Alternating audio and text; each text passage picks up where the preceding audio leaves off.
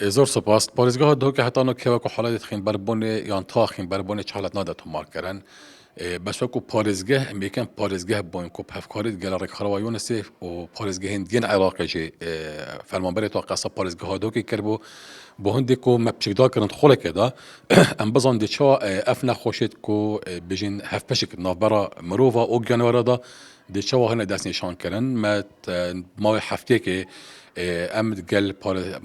فرمانبرت پارێزگە هندین عراقی مثلا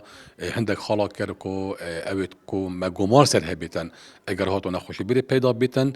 سەردانا وان هاتای کردن کاچوادی دە دەست نیشان کردن ما ڕێنمایت خۆتۆن کردن بتایبەت سەر هەمی جهێد گۆشت فرۆشیە و تا روزانه جشنی دا برای جشنیجی مثلا تایبت بان همه جا هبون کو ام بشین کنترل وراشی بهتر کردن. باشه سر یعنی بگفت که حالیاً هوا چه تعلیمات هنر کوهیم بالاف کن روزانه سر اوان جهت هنر کوهیم سردانه بود. بله دا خازم ما براستی کو هر بجن آجاله که بهتر بکشتن النافمالا نبیتن الجهن